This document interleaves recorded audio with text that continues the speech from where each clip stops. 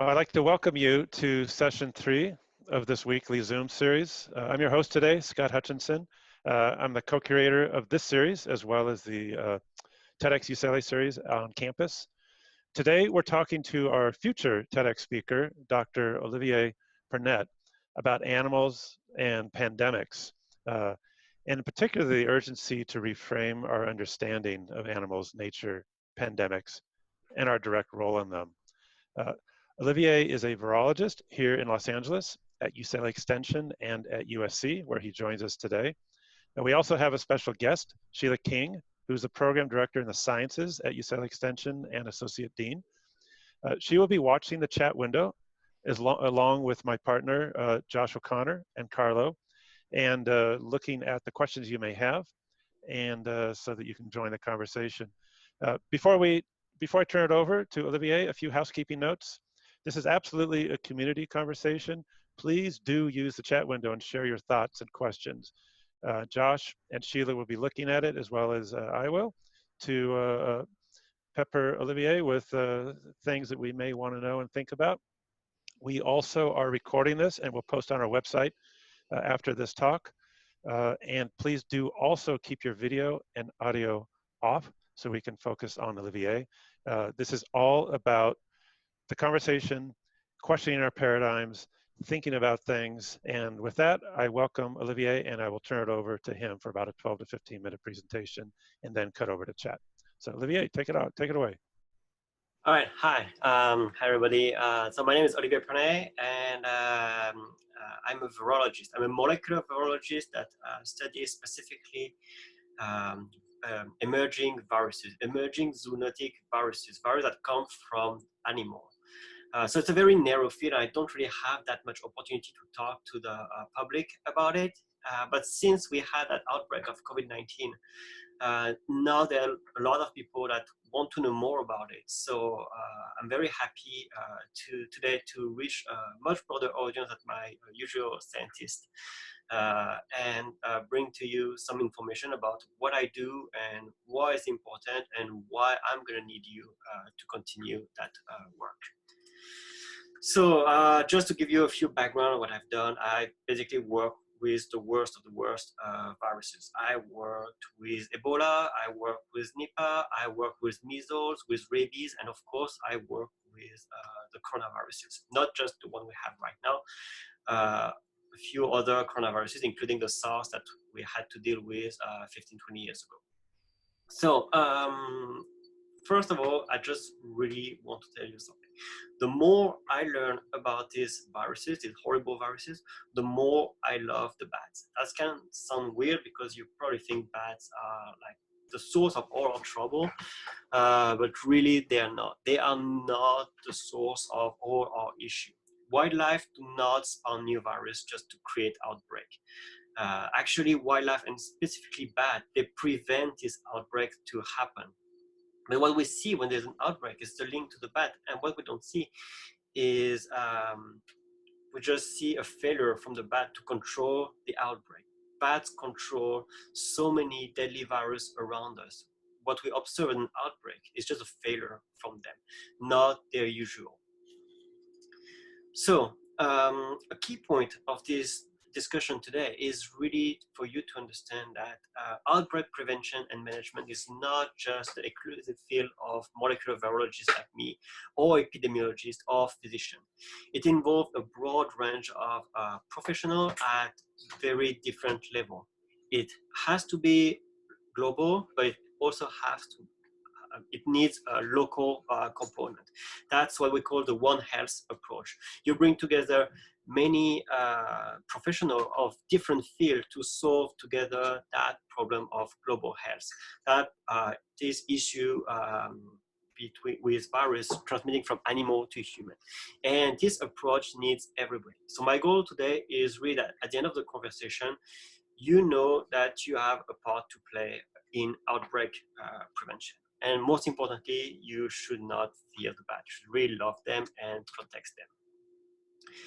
So how do we do to prevent the next outbreak? Because there will be a next outbreak. This is not the last one. This is not an accident. There have been an outbreak before and there will be more.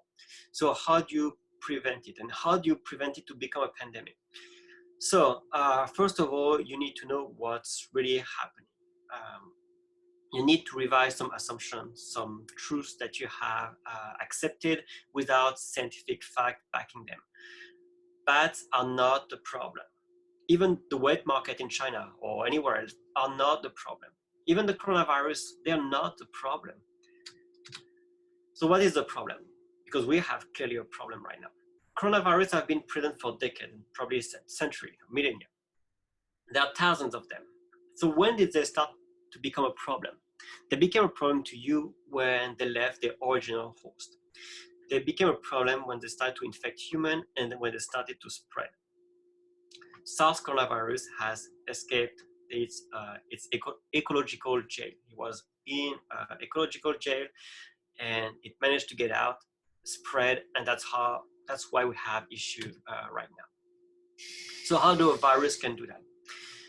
First of all, you need to know that viruses need a host to replicate. They're not like bacteria that can just grow as long as they have food. They need a host to replicate and to spread. So basically, anything that prevents this virus from infecting a new host is a barrier for this virus. There are two kinds of barriers that are very important to prevent outbreak: the physical barrier and the molecular barrier. The physical barrier is something very easy, it's basically your skin. The virus needs a host, it needs a healthy cells. So one of the strategies we have to fight this virus is to have a skin, which is a bunch of dead cells that the virus cannot use, and that create a physical layer to protect healthy cells from being infected. Another kind of physical barrier would be a mountain range or oceans. The virus, they cannot fly, they cannot run, they cannot swim. They need to go, they can only go where their hosts take them. Ocean and mountain have been very good at preventing hosts to move too much and limiting geographic distribution of viruses. That's something actually you practice every day right now with social distancing. 6 feet and a mask, that's something terrible for a virus. It might not be perfect, but it's really difficult for a virus to overcome that. So creating this physical barrier or maintaining this physical barrier is of prime importance to prevent species jumping and to prevent the next outbreak.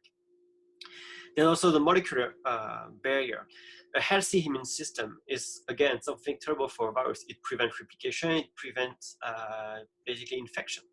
So a virus cannot infect a host if there is a functioning immune system that is ready to fight this virus. Mutation are also something problematic for virus. Viruses need their host because they need their protein, they need their enzyme. If there's a mutation in the enzyme or in any protein, the virus might not be able to use it and cannot do the infection. So the virus itself has to mutate to be able to infect that host. So these are two different levels of the same idea, preventing a virus, either physically or at the molecular level, to infect a healthy cell or healthy host or healthy organism. So what's the recipe for an outbreak? That's when these two barriers are down. Which brings question: is there another virus other than the SARS coronavirus 2 that we are dealing right now with the COVID-19 outbreak? Is there any other virus that can jump this barrier like the SARS coronavirus 2 just did a few months ago? And so on that question, I'm just going to reply very quickly: yes. There are actually tons of them. The question is more, when are they going to jump and where? So the question is, how do we keep this barrier high enough to prevent or to limit the virus from spreading, from moving from one host to another? And the answer is bats. Bats, they do it very well. You have to understand there is a ton of viruses, much worse than the coronavirus we're dealing with right now. And bat immune system can lock them down. They can lock down Ebola, they can lock down Nipah, rabies, and virus you've never heard of, and you're very lucky you've never heard of them. So how do they do that? First of all, they limit the viral production. They prevent the virus to go too crazy in replicating, and therefore you have less virus. If you have less virus, you have less transmission.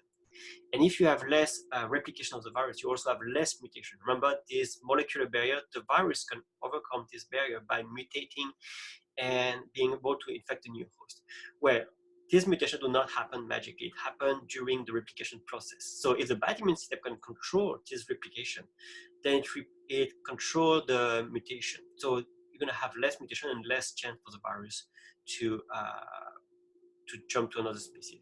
So that's why bats are so important as ecological jet, because their range, because their immune system, because of their physiology, they are the perfect trap for a virus. And when they're stuck for good.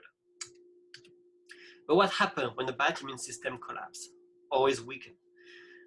What happens when you introduce a new species near the bat, when you break the physical barrier? So basically both, what's happened, a very important question, what happened at the same time? Because basically that's what's happening.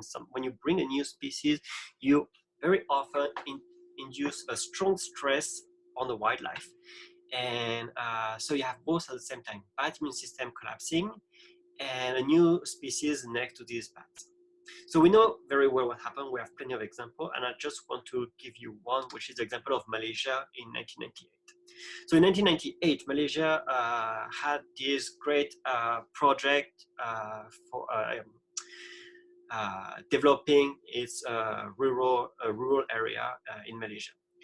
The project was a mega farm, 10,000 pigs in the countryside, which would provide job, food. The project had a sustainability axis with the plantation of mango tree and orchard around the farm to be able to feed the pig with this fruit and to be self-reliant, bringing job, bringing money, bringing export potential for the local population. So it was a pretty good project, and they just pick a site where there was not much, just forest, so basically nothing, and remove a wide area of the forest and put that mega farm with 10,000 pigs and the orchard around, a village with farmers, and that was it.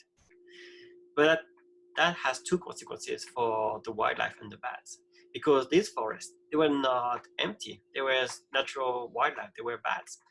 And these bats, they lose their habitat, they lose their food. So by losing habitat and food, they were weakened.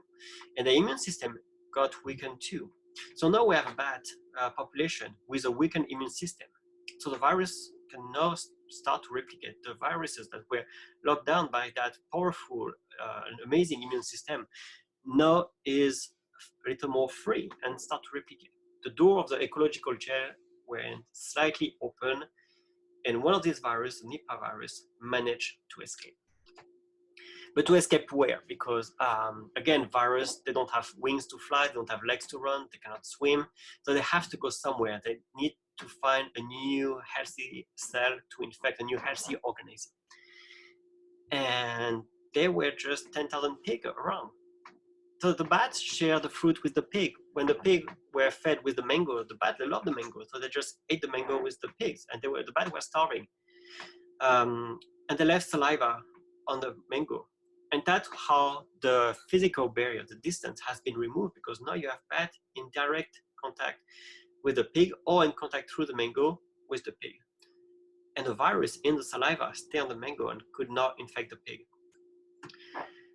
Just to give you an idea, when I grow Nipah virus in a flask, it takes me, so a flask about that size, like a petri dish for virus. It takes me 2 to 3 days to produce enough virus to deliver a little dose to every single person on Earth a few times. So that's just 2 days on a plate like that. A pig lung is the size of an apartment. So now you have 10,000 pigs. So 10,000 pig lungs that are the size, that are basically a petri dish the size of an apartment, growing one of the most deadly virus we know. That was a biological bomb. And there was another species around that farm, humans.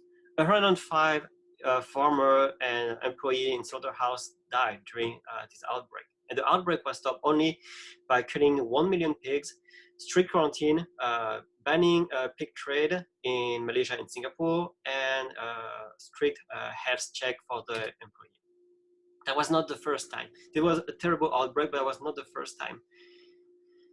Every major ecosystem break led to this kind of outbreak and emergence of new viruses. When people 5,000 to 6,000 years ago decided it was a good idea to go together in cities developing urbanization, they realized they needed food to feed these new cities. So they create farm with cattle and a dozen or hundreds of animals put together. And among cow, a virus, the rinderpest virus, start to circulating much more and much faster, developing more mutation. And one of these mutants escaped to the human. 6,000 years ago, we're still dealing with that virus. More than 100,000 people died of that virus last year. It's measles, and we cannot recontrol. We have similar story with SARS. We have similar story with HIV. But that goes the other way too. That measles virus, now we're transmitting it to gorilla. Now that we have destroyed the habitat for the gorilla to put farms and humans around them, we're transmitting this deadly virus to gorilla. So it's always the same story. A loss of habitat, a weakened immune system, a virus that can now transmit, contact with human, contact with cattle, contact between species that were not in contact before. The important part here is we are part of the ecosystem. We're not outside, and the virus are part of this ecosystem too. Bats actually have another role in protecting us against outbreak. 70% of these bats eat insects, especially mosquitoes. Some of the bats can eat their own weight in mosquitoes every night. So by regulating the population of mosquitoes, they're creating what I would call like social distancing for mosquito population. Mosquitoes are terrible for, I mean, they're very good for virus, but terrible for us because they fly and they can break skin. So any virus that can subvert a mosquito to infect other species has a clear advantage because physical barriers basically do not exist anymore. It's just a molecular barrier. That's why we have so many issues with dengue and yellow fever and malaria. Malaria is not even a virus, but still can be transmitted by mosquito. But the bats are here to control the mosquito population, and things can be much, much worse without bats. They're also eating the insect that devastating crop, and the insect can bring disease to crop because if mosquito can transmit disease to us, other insect can transmit disease from one field to another. So the bats protect us, they protect our crop, they basically protect the whole ecosystem we are living in. So as a conclusion, just wanted to give you a few examples from my experience. Since I work with bats, not just with virus, but with their host, the bats too, I work with physicians, with veterinarian, park ranger, topograph, logistic expert, artist, ecologist, mathematician. That's the One Health approach. We need everybody. We need every professional to bring in. It's not just the molecular virologist or the epidemiologist going to save the world of the next outbreak. We really need every professional, everybody for this task, and even you. I mean, we need the conservationists. Here are just a few examples. We need the conservationists, the ecologists to understand how this network of animals and viruses work. We need the local population, the park ranger, and anybody who can immediately alert scientists when there is a dysregulation in the ecosystem. We need activists and artists for the communication with local specificity. There was a terrible problem during the Ebola outbreak in 2015 when the CDC tried to use communication made for East Africa in country from West Africa. That didn't work at all, but as soon as they changed and adapt to the local level, it worked fine. So we need artists, we need activists, we need journalists, we need everyone that can transmit the information. We need policymakers to understand what's going on and build protocol for prevention and preparedness and follow them when the issue arises. We need farmers, we need vets, because they are the front line of the interaction between animal and human, especially wildlife and domesticated animal. We need the mathematician and epidemiologist to understand what's going on at the viral dynamic level, build new model. We need urbanists to understand this problem and include this issue when they're in their new project. We need climate scientists because climate change is going to have a huge impact on the ecosystem. So we need to understand what's going on and how we can anticipate the next problem. We need agro-giant and investor to move away from mega farm because they're going to be the first one they're going to be hit when a virus is going to destroy their installation. We need basically everybody. We need citizens to vote for candidate backing and supporting science. So it's not just me and a few other virologists and epidemiologists or veterinarians that are going to do all that. Everybody can play a part in that project. Olivier, So, yes. I want to cut. Thank you very much. I want to get some of the questions, and you bring up some really. Yes, I was done. So excellent.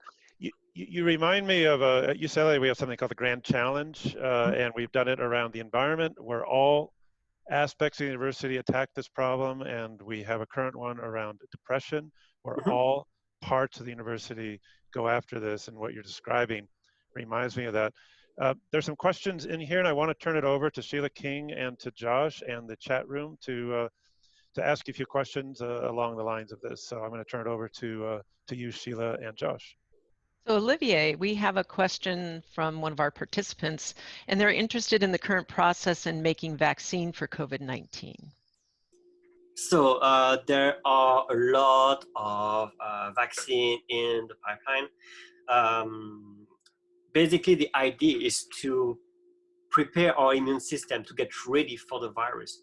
So the way we can do that is just provide our immune system with a defective copy of the virus or of the protein or anything that is critical for that virus, a structural part of that virus, for the immune system to train. So when the actual virus come, the immune system already know how to fight it, and that really break the transmission, because the immune system take about a week to adjust to a new pathogen, and during a week, SARS coronavirus 2 can make a lot of damage and can spread to other people. So a vaccine would be very welcome. So how it is done? Right now, it's always the same idea. Try to provide one way or another the protein from the virus, just the protein, just not the whole virus, but providing the protein from the virus to a healthy immune system, so the immune system can train against this virus. So that's what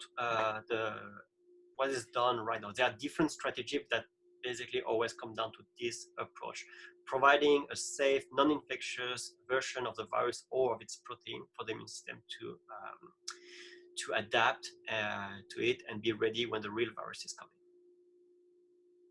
Thank you. Listen, there is a very unhealthy relationship between animals and viruses. People blame animals for almost every virus. I mean, we've got monkeys with HIV, we've got ticks for Lyme's disease, we've got mad cow on cows, we've got mosquitoes, and now bats. How do we change the impression of the human race between animals and viruses? Well, so the basic idea is that the viruses are just part of the ecosystem as we are, and the ecosystem has adapted to these viruses, and we are destabilizing this ecosystem. It's very important to understand that it's not the bat the problem. The monkey are not the problem. The pangolin are not the problem.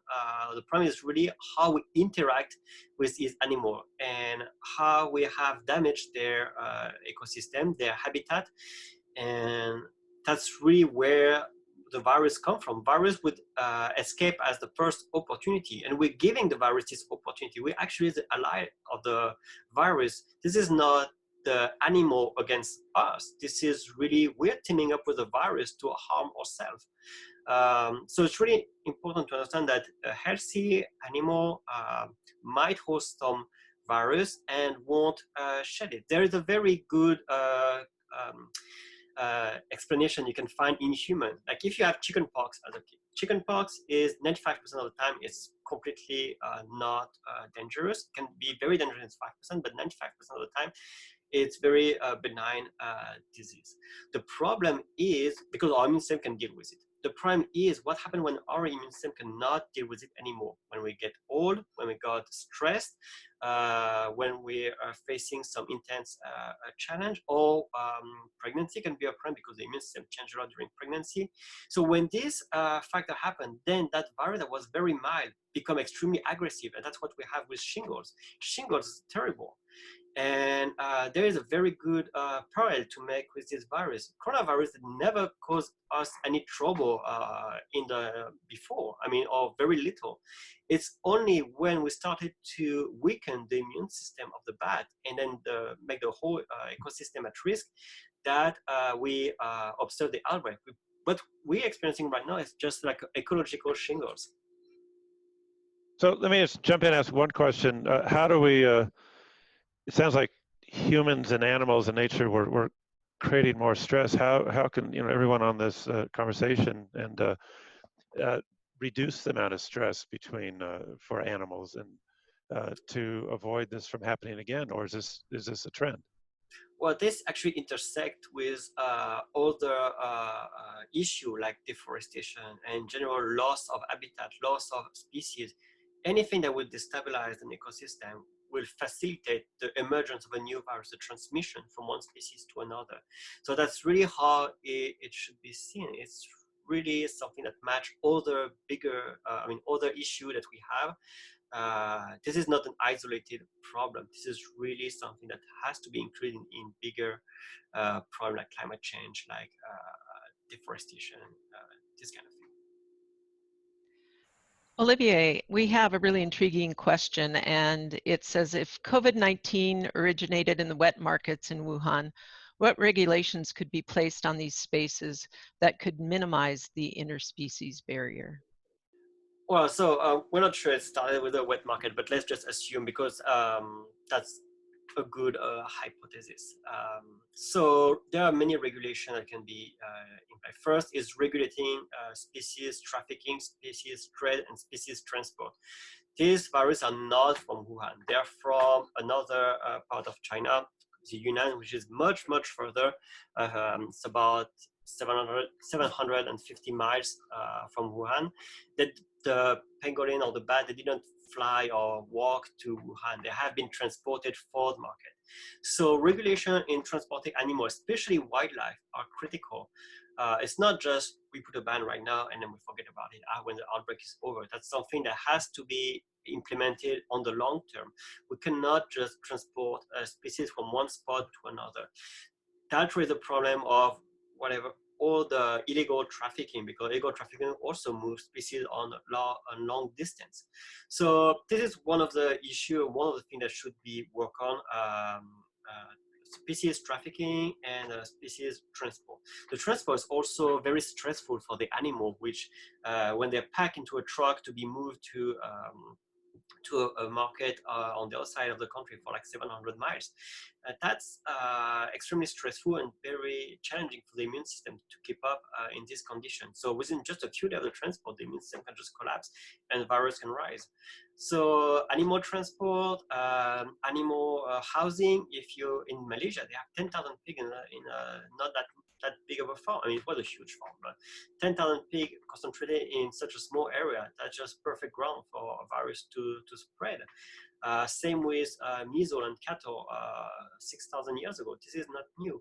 So there are many regulations that can be implemented on how wildlife is, how we deal with wildlife, and how the agriculture should work. And there's a lot of regulation and animal density that can be implemented. Surveillance in this form is very important. That's what we're doing with flu, because flu is a major health and economical problem, and we have an amazing surveillance network for flu in the farm to make sure we can catch any problem as soon as possible. So this is the kind of thing we want to think of when we talk about regulation. How do we limit the stress of the animal? How do we limit the concentration? Malaysia had provided subvention for the subsidies for the farmer who will relocate their farm outside a hotspot for emergence, because these viruses don't emerge at random places. We know exactly, we have a pretty good idea where virus might be able to emerge in the short or short term. So by bringing incentive to farmers to relocate in areas that are safer, in an ecosystem that would be more resilient, more able to take the new evolution, Olivier, we can limit that. If transportation is causing the stress on the animals, and we want to and reducing that would have a big impact long term, what are the reasons we're transporting? Food seems like an obvious one. Is that the major one? And if it's food, you know, more people eating less meat would have the impact. What are the impacts kind of that could cause massive change? Oh no, it would definitely have an impact. But the key point here is not just one of the reasons people don't eat local food is because at the production level, it sometimes makes more sense economically to have all the production concentrated in a few sites instead of having everything all around the country. So economically, before it made sense to have a concentration of all the animal of one species in one space or in a few spots. But now that we realize that these are vulnerable, these spots with only one species with giant proportion are vulnerable, that might be something the industry might want to reconsider. It would be much safer to have a lot of small farm everywhere rather than a 2 or 3 big farm in a country. If one of these farms get a virus, and with what we were discussing before, the constant surveillance and checking, like what we do for flu, then we can isolate and quarantine that farm, and the other farm are not affected. Again, it's the same idea as social distancing, but with animal in a farm. Thank you. You've got a couple fans in here. We've got an undergraduate UCLA student who is Lin Wei. I hope I'm pronouncing that correctly, who is a biochem major.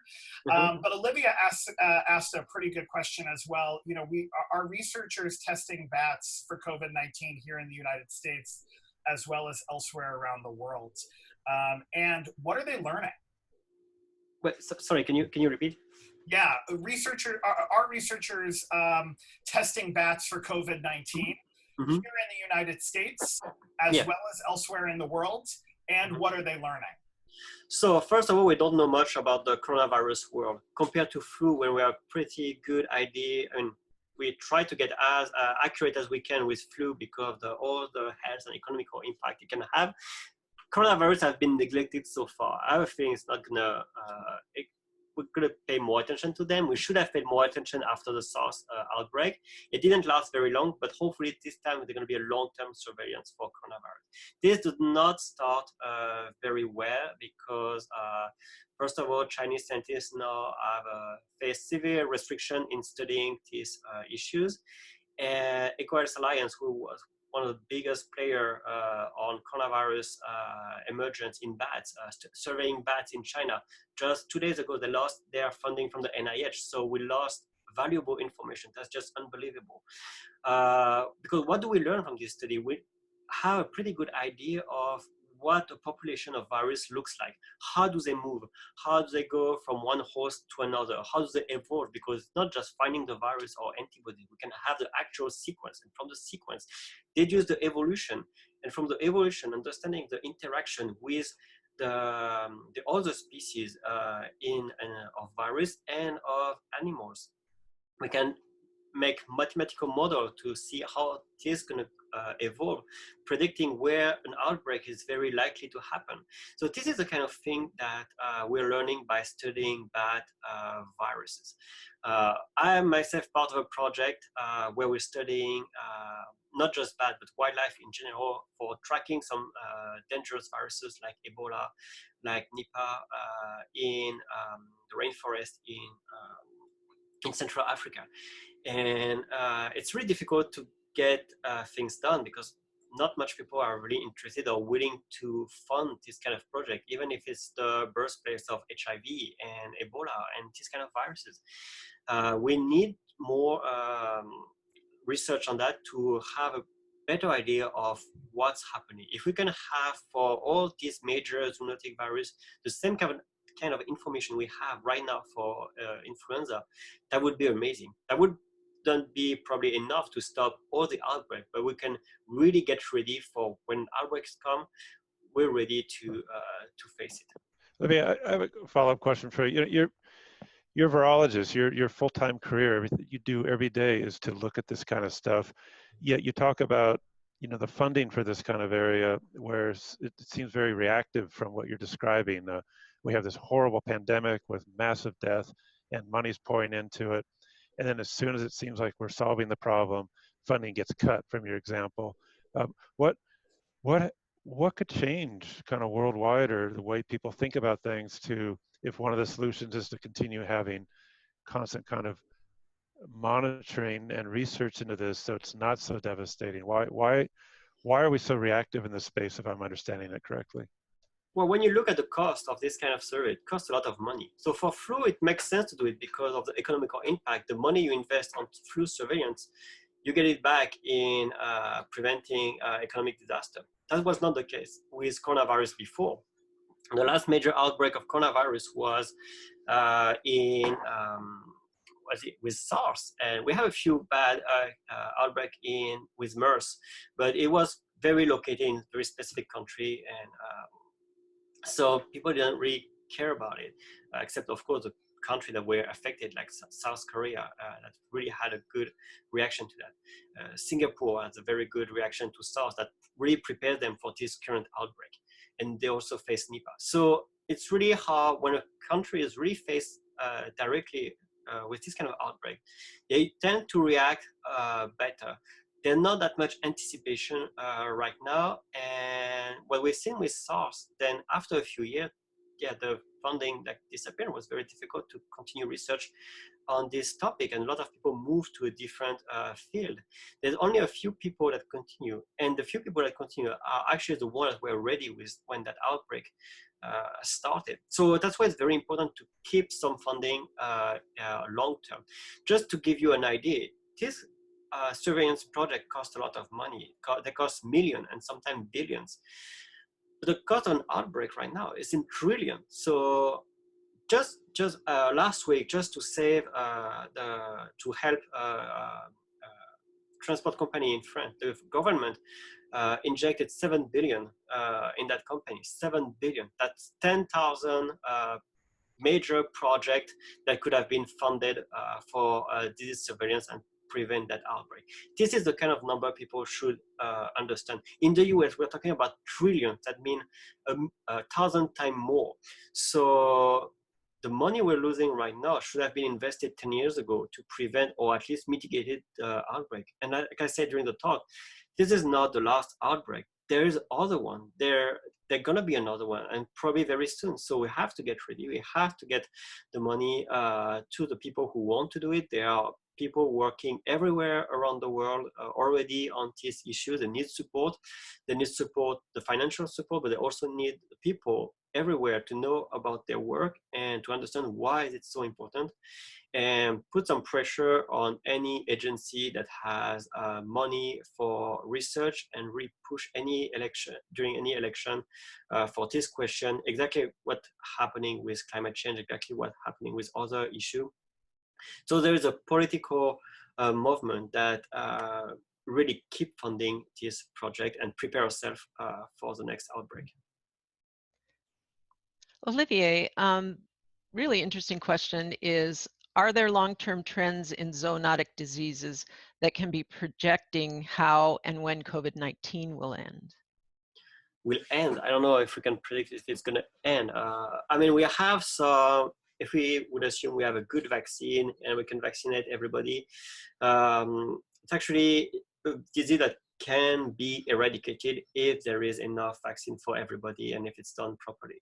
It's not like, I mean, we almost eradicate measles that will still kill a lot of people, but COVID-19 is not the same level. It's a disease that can be eradicated if there is a vaccine, and if we can deliver it before there is any major mutation or escape of the virus or any other new virus. So the future really depends on that. Other than that, if there is no vaccine, I don't see, I mean, at some point we're going to reach a herd immunity level when most people got it. I hope we get a vaccine before that, because that means a lot of people will die. But yeah, basically, the idea is always the same. Can we raise this molecular barrier through vaccination to make sure that the virus won't even be able to infect? Because when you have 60% or 70% of the population that is vaccinated, this coronavirus won't be able to find easily a new host. So by raising this molecular barrier, we're also raising physical barrier by limiting virus opportunity to infect new host. There's always a risk that we go to a different species and start circulating different species. But right now, I think our main concern is in human and how we can try to protect as much human as possible, as fast as possible. Let me, one more question. Maybe I've kind of asked this before, but I just feel like there's a tension between, you know, people wanting people in your profession and the sciences to solve these kinds of problems. And I'm curious, are there tons of virologists through the pipeline? I know that you work with graduate students. Is that a giant increasing field? And even if it is, isn't that still just a reactionary way to solve these things? Don't we all have to change behavior? Yeah. And so we're not stressing the animals. I mean, even if there were tons of you out there and billions of dollars being poured in constantly, we're still going to have the same problem if we're still stressing animals. Is that not correct? Oh yeah, yeah. As long as and at some point we have to stop the source, and the source is not by killing the bats or killing the monkeys or killing the horse or the pigs. Killing the source means stopping destabilizing ecosystem. It's not black and white. It's not like we have to stop civilization or anything. It's really understanding how this ecosystem work and how we can interact with them without creating too much damage. How do we build a pig farm without triggering an outbreak?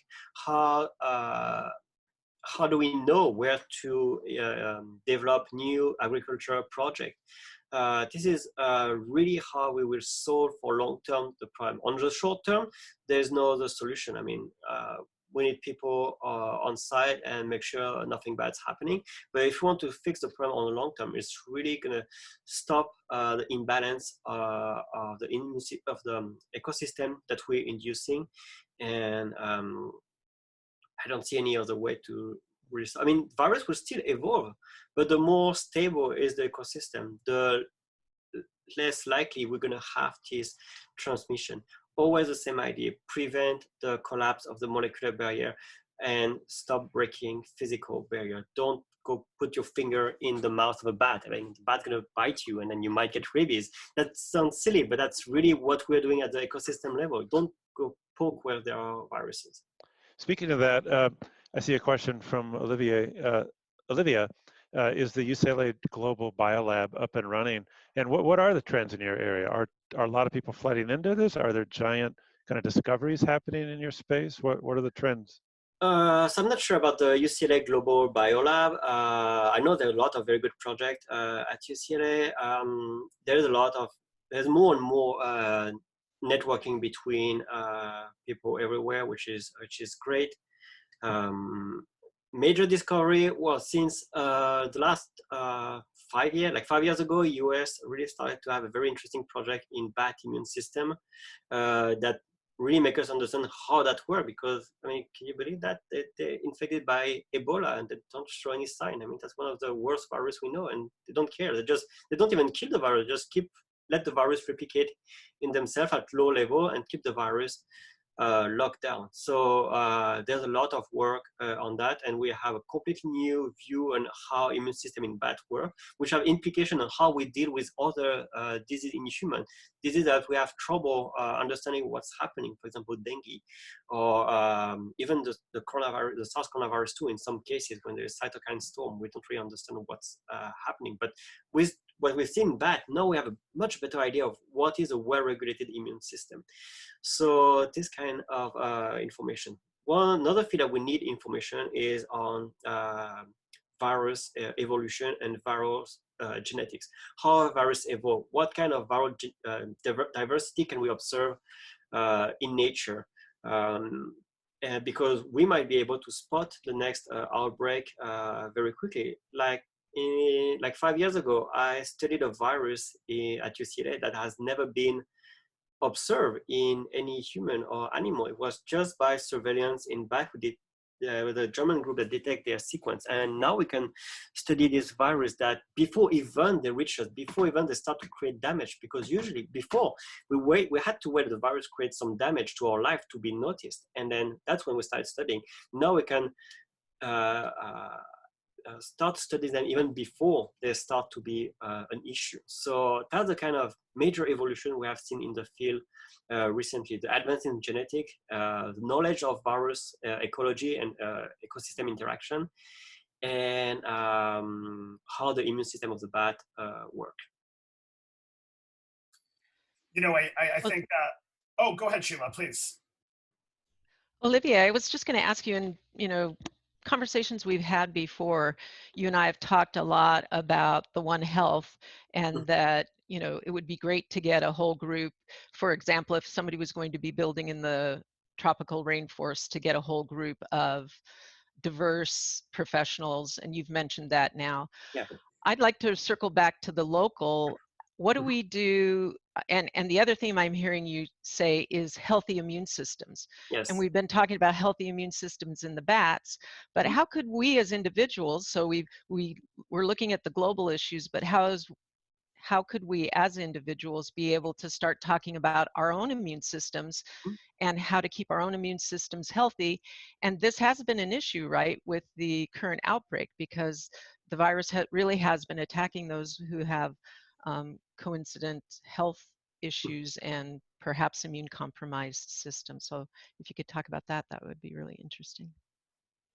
Well, we're not that different from bats in that regard. Our immune system really reacts to many major aspects of our life. I mentioned before stress, I mentioned before pregnancy, which is a different kind of stress, and force the immune system to evolve into something different that the virus might be able to use. But clearly, having a good immune system is of prime importance. In the US, we have some issue with, because of different level of access to healthcare, different level of access to appropriate food.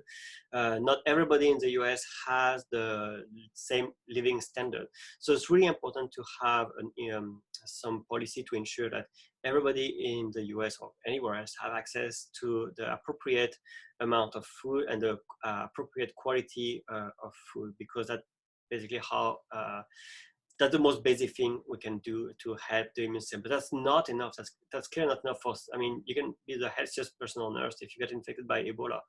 I mean, or rabies. I mean, you can be the healthiest person on earth if you have rabies without treatment, without help to your immune system that the vaccine can provide, you will die 100%. There was a case recently in Los Angeles, around not far from UCLA in Brentwood, in a very healthy living family with their access to plenty of organic food and all the vitamin and everything you can imagine.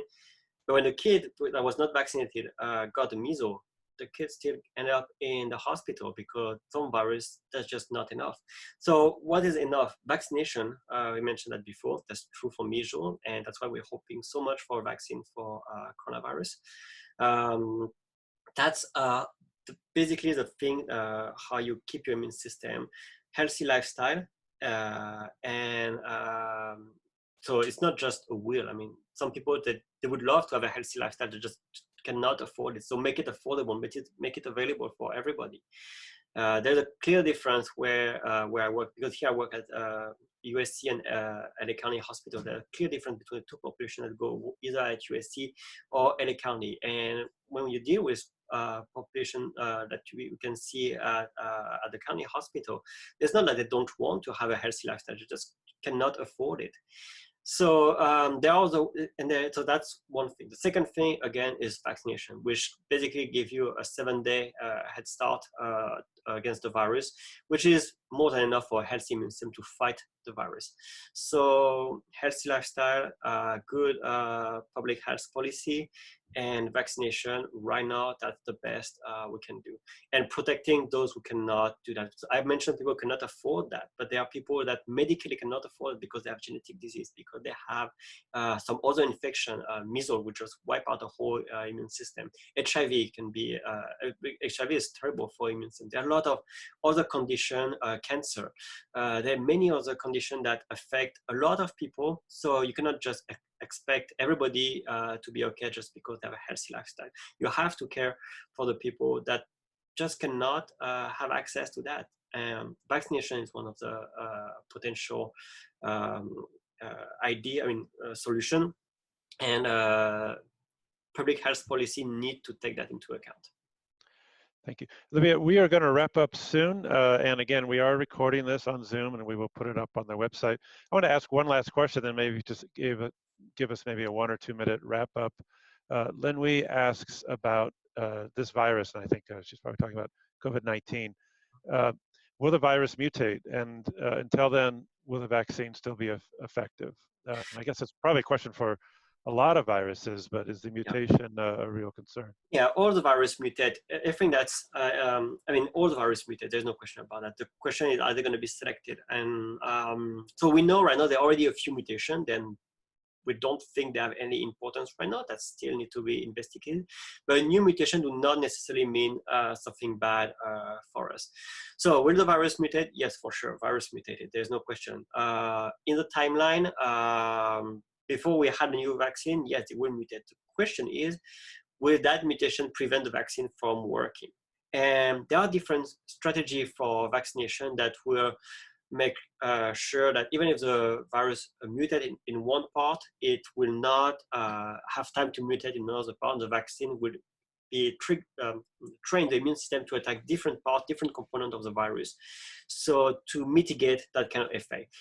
Coronavirus, they can mutate, but they're not like flu, like we need a vaccine every new year, or like HIV that basically to escape every vaccine attempt we have tried so far. They don't mutate that fast.